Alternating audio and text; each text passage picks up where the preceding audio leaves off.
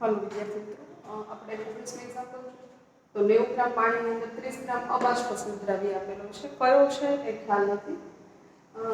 એનું જે દ્રાવણ બનેલું છે એનું 258 કિલો તાપમાને બાષ્પ દબાણ 2.8 કિલો પાસ્કલ છે. હવે આ પૂરું થઈ ગયા પછી આગળ જાય તો એની અંદર 18 ગ્રામ પાણી નાખેલું છે.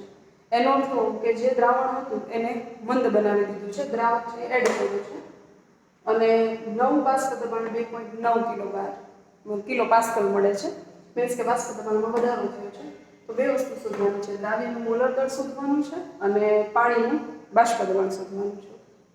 તો સૌથી પહેલા તો આપણે કોઈ પણ દ્રાવક હોય એમાંથી દ્રાવણ બને ત્યારે બાષ્પ દબાણના રાઉલ્ટના નિયમ પ્રમાણે ખ્યાલ છે કે ઘટાડો થાય. આ ઘટાડો છે એ કેટલો હોઈ શકે? તો સાપેક્ષ ઘટાડા પ્રમાણે આપણે જો જોઈએ તો P10 - P1 ના છેદમાં P10 કોના જેટલું હોય? તો કે દ્રાવ્યના મોલ અંશ જેટલું હોય. એટલે સિમ્પલી આપણે અહીંયા જો લખીએ તો P10 - P1 P10 શુદ્ધ દ્રાવક કરતાં એના દ્રાવણનું બાષ્પ દબાણ છે એ હંમેશા ઓછું જશે. ઓકે, તો અહીંયા x2 લખી શકાય. x2 એટલે મોલ અંશ, તો n2 ના છેદમાં n1 + n2. હવે અહીંયા તમને દ્રાવણનું બાષ્પ દબાણ આપ્યું છે, શુદ્ધ દ્રાવકનું આપેલું નથી. એટલે P1 આપેલું છે. કેટલું છે? તો કે 2.8 પાસ્કલ. એટલે P10 - 2.8 છેદમાં P10 n2 ના છેદમાં n1 + n2. તો અહીંયા n2 છે એ દ્રાવ્ય છે, તો એના મોલ અંશ કેટલા છે? તો કે 30 ના છેદમાં આપણે ખાલી એમ જ લખીએ, n2 નહીં લખીએ કારણ કે એક જ શોધવાનું છે. તો 30 ના છેદમાં n છેદમાં પાણીના મોલ છે આપણને ખ્યાલ છે કે વજનના છેદ પાણીની અંદર 90 ગ્રામ પાણી છે તો 90 ભાગ્યા 18 એટલે 18 × 5 વત્તા 30 ના છેદમાં n. ઓકે, હવે આને સાદું આપવાનો પ્રયત્ન કરીએ તો શું થશે? કે 30 ના છેદમાં n અહીંયા લસાવીએ 5m + 30 / n. છેદનો છેદ અંશમાં હલ્યો છે એટલે આની સાથે કેન્સલ થઈ જશે. એટલે હવે આપણી પાસે સૂત્ર શું વધશે? તો કે આને અલગથી તમે જો છેદ આપી દો તો આ શું થઈ જશે? તો કે P10 છેદમાં P10 એટલે 1 થઈ જશે. P10 ના છેદમાં P10 માઈનસ 2.8 ના છેદમાં P10. 2.8 ના છેદમાં P10 અહીંયા શું થશે? 30 ના છેદમાં 5m + 30. 30 ના છેદમાં અહીંયા લખીએ તો 30 ના છેદમાં 5m + 30. આ કેટલા થઈ જશે? તો કે 1 - 2.8 ના છેદમાં P10 30 ના છેદમાં 5m + 30. ઓકે, હવે આને આપણે આ તરફ લઈ જઈએ એટલે પ્લસ થઈ જશે. આ આવશે આ તરફ એટલે માઈનસ. એટલે 1 - 30 / 5m + 30 2.8 ના છેદમાં P10. આ લસા લઈએ એટલે આને આવશે 5m + 30. અહીંયા ગુણાકાર થઈ જશે એટલે 1 સાથે 5m ને ગુણીએ તો 5m અને 30 સાથે ગુણીએ તો 30 - 30 ના છેદમાં 2.8 ના છેદમાં P10. હવે અહીંયા તમારે +30 અને -30 કેન્સલ થઈ જશે એટલે આ તરફ રહેશે 5m ના છેદમાં 5m + 30 2.8 ના છેદમાં P10. હવે આ જે છે એ આપણું પહેલા કિસ્સામાં છે. હવે બીજો કિસ્સો શું આવશે? તો સેકન્ડ સ્ટેપમાં જે પાણી 90 ગ્રામ હતું એની અંદર 18 ગ્રામ પાણી એડ કરી દીધું છે. એટલે હવે આપણી પાસે બદલાશે શું? તો કે બીજા સ્ટેપની અંદર પાણીના મોલ છે એ બદલાઈ જશે. અહીંયા 90 ની જગ્યાએ કેટલા આવશે? તો કે 108 / 18 એટલે 6 મોલ થઈ જશે. પછી ફરી પાછું આપણે આગળ જઈ જોઈએ તો પહેલું આ આપણું સ્ટેપ છે. હવે સેકન્ડ સ્ટેપની અંદર એનું બાષ્પ દબાણ પણ તમને આપ્યું છે 2.9 એટલે આ જ રીતે આપણે જોઈએ છીએ. આગળ લઈએ હવે અહીંયા આપણી પાસે પાણી છે 98 થઈ જશે, સોરી 108 90 + 18 એટલે 108 ગ્રામ થઈ જશે. એનું આણ્વીય દળ છે 18 ગ્રામ પ્રતિ મોલ એટલે 18 × 6 108 એટલે 6 મોલ થશે. સેમ આપણે મૂક્યું તો એ જ રીતે છે. હવે P10 છે એ આપેલું નથી. -P1 કેટલું થાય છે દ્રાવણનું? તો કે 2.9 કિલો પાસ્કલ ના છેદમાં P10 n2 એટલે દ્રાવ્યના મોલ, તો એ તો રહેશે 30 ના છેદમાં n. સિમ્પલી n1 જે 5 ની જગ્યાએ 6 થઈ જશે છેદમાં સોરી વત્તા 30/m. હવે સાદુરૂપ છે એ અહીંયા તમે આપી દેજો. હું ડાયરેક્ટ લખી દઉં છું. તો અહીંયા થશે P10 ના છેદમાં આપણે જો લખીએ તો અહીંયા ડાયરેક્ટલી આપણે સાદુરૂપ નથી આપતા, કિંમતો મૂકીએ. સોરી, આ ડાયરેક્ટ આપણે મૂકીએ તો કેટલા થશે? તો કે 2.9/P10 ઇઝ ઇક્વલ ટુ કેટલા થશે? તો કે ભાઈ અહીંયા થશે 5m સોરી 6m +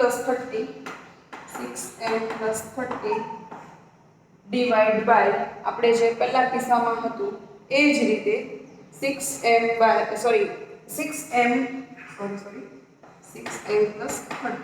આગળના કિસ્સામાં શું આવશે? તો એ પણ યાદ કરીને લખી નાખીએ કે 2.8/P10 is equal to 5m divide by 5m + 30. હવે આપણે P1 છે એને જો સૂત્રનો કરતા બનાવો અથવા તો એને ઉપર લઈએ, બે સમીકરણને ઉલટાવી નાખીએ તો આ સમીકરણ છે આપણું પહેલું સમીકરણ છે, આ છે બીજું છે. તો પહેલા સમીકરણને ઉલટાવો એટલે P10 ના છેદમાં 2.8 બરાબર 5m + 30 ડિવાઇડ બાય 5m. આ પહેલું ઇક્વેશન આપણું છે ઉલટાવીને આને ઉલટાવી નાખો એટલે શું થશે? P10 ના છેદમાં 2.9 બરાબર 6m + 30 ડિવાઇડ બાય 6m. આ બીજું ઇક્વેશન છે. હવે આપણે સિમ્પલી ખ્યાલ આવી જાય કે આપણે ઇક્વેશન છે એનો ભાગાકાર છે એ કરવો પડે. હવે ફરી પાછું આ તરફ લખું છું.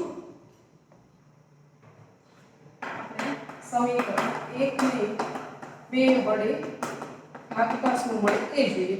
તો સમીકરણ 1 શું છે? P10 ના છેદમાં 2.8 બરાબર 5m + 30 divide by 5m.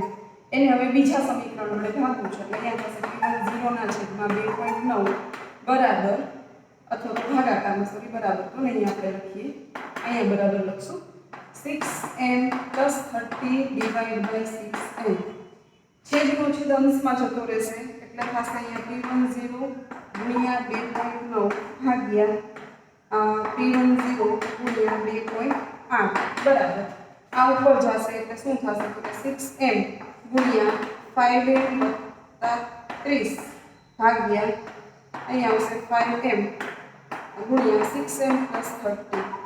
Okay, અહીંયા m કેન્સલ થઈ જશે, અહીંયા P10 કેન્સલ થઈ જશે. તો ઇક્વેશન આપણું વધશે 2.9 divide by 2.8 is equal to 5m + 30 divide by 6m + 30. હવે આપણે એને ક્રોસ લઈ લઈએ ગુણાકારમાં. તો કયું પદ કોની સાથે ગુણાશે એ જોઈએ. હવે આ જે ઇક્વેશન છે એને 6 વડે ગુણાવ્યું છે, આ છે 5 વડે ગુણાવ્યું છે. સામે લઈ જઈએ તો કેટલા થશે? એક જ સેકન્ડ.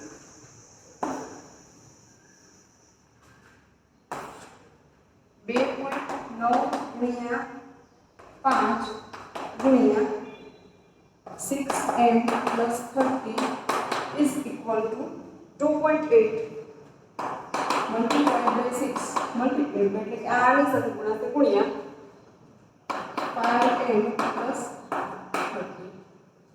હવે અહીંયા આપણે જો ગુણાકાર કરીએ તો આ ગુણાકાર થશે 87m. આ જે છે એનો ગુણાકાર થશે 87m વત્તા 2.9 ગુણ્યા 5 એને 30 વડે ગુણશું તો એ થશે 435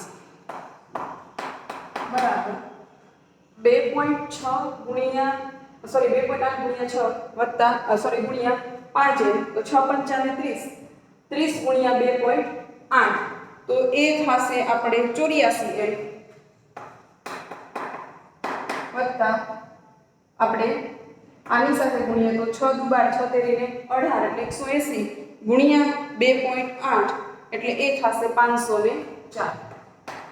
હવે તમને આવડશે આ તરફ આને લઈ જાવ 84 ના તરફ લઈ આવો 87a - 84a બરાબર 504 માંથી 435 બાદ કરો અહીંયા વધશે 3 435 એટલે 65 ને 4 69 m is equal to 69/3. m is equal to 2 તેરીને 3 દુના 6 3 તેરી 9 એટલે એનું આણ્વીય દળ થશે m બરાબર 23. હવે આપણે સેકન્ડ જે શોધવાનું છે 298 કેલ્વિન તાપમાને પાણીનું બાષ્પ દબાણ એ જોઈએ. હવે સિમ્પલી આપણું કોઈ પણ એક સમીકરણ અહીંયા મેં પહેલું લીધું છે, બીજું પણ લઈ શકો. જસ્ટ અહીંયા 2.9 ને અહીંયા 6 એમ કરવાના છે. એમાં m ની કિંમત મૂકીએ તો શું થાય? P10 ના છેદમાં 2.8 બરાબર 5 ગુણ્યા 23 વત્તા 30 ના છેદમાં 5 ગુણ્યા 23. ઓકે, તો હવે 23 5 વત્તા 30 એટલે એ થશે કેટલા? તો કે 145 ના છેદમાં 23 5 115. ઓકે, તો P10 બરાબર 145 ગુણ્યા 2.8 ના છેદમાં 115. આને આની સાથે ગુણી દેવાના છે. એટલે સિમ્પલી જો આપણે ગુણાકાર અને ભાગાકાર કરીએ તો 3.53 કિલોપાસ્કલ છે એ આપણને પાણી 298 કેલ્વિન તાપમાને પાણીનું બાષ્પ દબાણ મળશે. 20નું એક્ઝામ્પલ, ખાંડ 5% દ્રાવણ આપ્યું છે. ખાંડ મીન્સ સુક્રોઝ 5% દળથી દ્રાવણ છે. એનો અર્થ એવો કે ખાંડ છે એનું વજન કેટલું હશે? કે ખાંડનું વજન 5 ગ્રામ છે અને સામે પાણી છે એ કેટલું હશે? પાણીનું વજન છે એ હશે 55.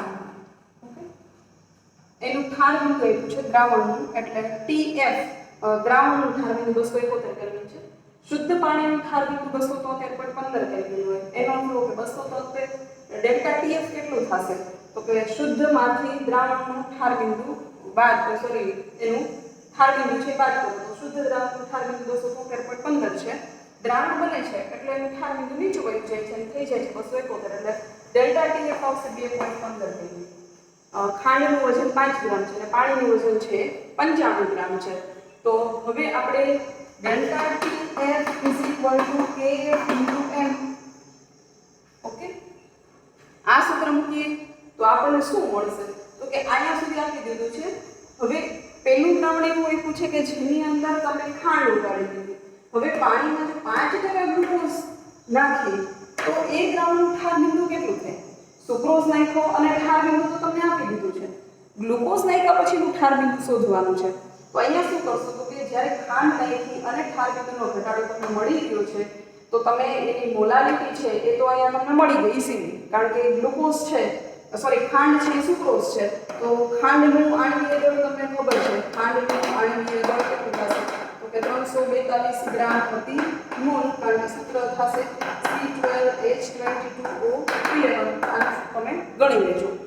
તો અહીંયા તમને પહેલા ખાંડના દ્રાવણની મદદથી તમને KF મળશે અને જે KF મળશે એને તમારે ગ્લુકોઝના દ્રાવણની અંદર મૂકશો તો તમને દ્રાવણ છે એનું ઠાર બિંદુ મળશે. એટલે સૌથી પહેલા તો KF શોધશું આપણે.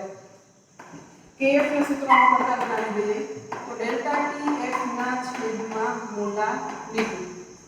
ડેલ્ટા TF કેટલું છે? 2.5 ના છેદમાં મોલારિટી એટલે શું થશે? તો કે દ્રાવ્યનું વજન કેટલું છે? 5 ગ્રામ ગુણ્યા 1000 ના છેદમાં એનું આણ્વીય દળ 342 ગ્રામ અને છેદમાં દ્રાવકનું વજન. દ્રાવક તરીકે આપણે ખાંડ લઈએ છીએ તો એનું વજન થશે માત્ર એ જ લેશું એટલે 95 ગ્રામ. હવે આગળ આપણે સાદું રૂપ આપીએ તો અહીંયા આ તમે ભાગાકાર કરો તો KF = 2.5. આનો ભાગાકાર જો આપણે કરીએ તો એ આપણને મળશે 0.1537. 0.1537. 2.5 ને 0.1537 વડે જો તમે ભાગી દો તો એ મળે 13.99 કેલ્વિન કિલોગ્રામ પ્રતિ મોલ. આ આપણને ખ્યાલ છે એનો એકમ. એટલે હવે KF મળી ગયું છે. હવે આપણે ગ્લુકોઝ માટે વાત કરવાની છે. હવે સિમ્પલી બીજું આપણે જોઈએ તો અહીંયા આપણે ગ્લુકોઝ ધરાવતા દ્રાવણનું ઠાર બિંદુ શોધવાનું છે. તો અહીંયા આપણી પાસે ગ્લુકોઝનું વજન આપ્યું છે તો કે હા 5% ગ્લુકોઝનું દ્રાવણ આપ્યું છે તો એનું વજન એટલે કે 5 ગ્રામ ગ્લુકોઝ હશે અને 55 ગ્રામ પાણી હશે. ગ્લુકોઝનું સૂત્ર થશે C6H12O6 એટલે એનું આણ્વીય દળ થઈ જશે 180 ગ્રામ અને KF તો આપણે હમણાં શોધી લીધું. તો હવે આપણી પાસે સૂત્ર શું છે કે delta TF = KF × M. KF કેટલો છે તો કે 13.99 મોલારિટીની કિંમત મૂકીએ અથવા તો એનું સૂત્ર મૂકીએ તો દ્રાવ્યનું વજન ગુણ્યા 1000 ભાગ્યા દ્રાવ્યનું આણ્વીય દળ ગુણ્યા દ્રાવકનું વજન 55. તો અહીંયા આપણને ડેલ્ટા TF ની કિંમત છે જો તમે અહીંયા ગુણાકાર કરી અને પછી જો ભાગાકાર કરો તો આપણને કિંમત મળશે 0.2926. 0.2926. હવે અહીંયા આ આપણને જે કિંમત મળે છે એ કિંમત છે એ મોલ પ્રતિ કિલોગ્રામ છે. મોલ પ્રતિ કિલોગ્રામ છે. હવે ડેલ્ટા TF આપણે શોધવાનું છે. સોરી આ કિંમત છે સોરી આ કિંમત મળશે 4.09. સોરી 4.09 કેલ્વિનની અંદર તમને મળશે. હવે ગ્લુકોઝના દ્રાવણનું ઠાર લીધું ડેલ્ટા TF એટલે શું છે કે ડેલ્ટા TF TF0 TF. તો શુદ્ધ પાણી હોય તો એનું બાષ્પ દબાણ કેટલું થશે તો કે 273.15 કેલ્વિન માઈનસ TF અને ડેલ્ટા TF તમારી પાસે છે 4.09 કેલ્વિન. તો TF ને આ તરફ લઈ જાઓ એટલે કે આને સૂત્રનો કરતા બનાવો, આને આ તરફ લઈ આવો એટલે 273.15 માઈનસ 4.09 એટલે TF છે 273.15 માંથી 4.09 જાય તો કિંમત થશે 269.04 કેલ્વિન. આ આપણા ગ્લુકોઝના દ્રાવણનું ઠાર બિંદુ થઈ જશે.